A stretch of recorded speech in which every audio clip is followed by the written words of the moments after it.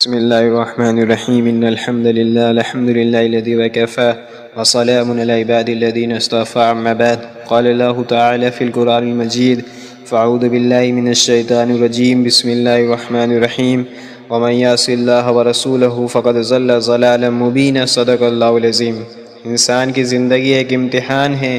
اللہ تعالیٰ نے ہمیں اس دنیا میں بھیجا تاکہ وہ دیکھے کہ ہم میں سے کون بہتر عمل کرتا ہے، لیکن افسوس آج انسان گناہوں میں اس قدر ڈوب چکا ہے کہ اسے اپنی تباہی کا احساس ہی نہیں رہا۔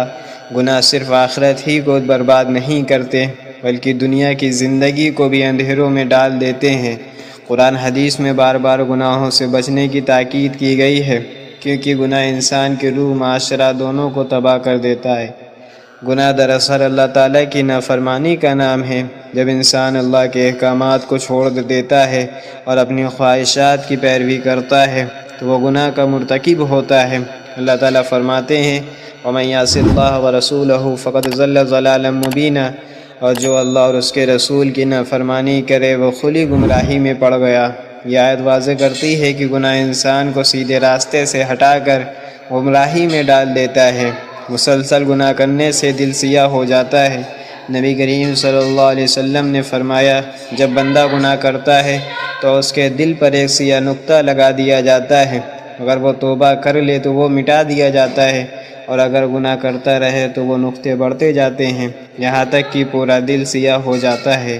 یہی وہ کیفیت ہے جسے قرآن میں رانا کہا گیا، کلا بل ران علی قلوبہم ما کانوا یکسبون، ہرگز نہیں بلکہ ان کے دلوں پر ان کے اعمال کا زنگ پڑ گیا ہے۔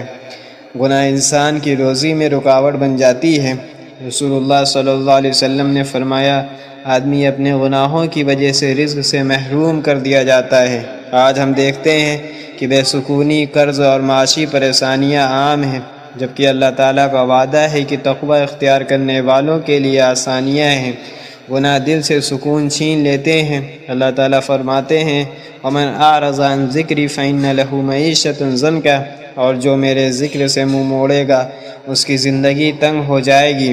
یہ تنگی صرف مالی نہیں بلکہ روحانی اور ذہنی بھی ہے۔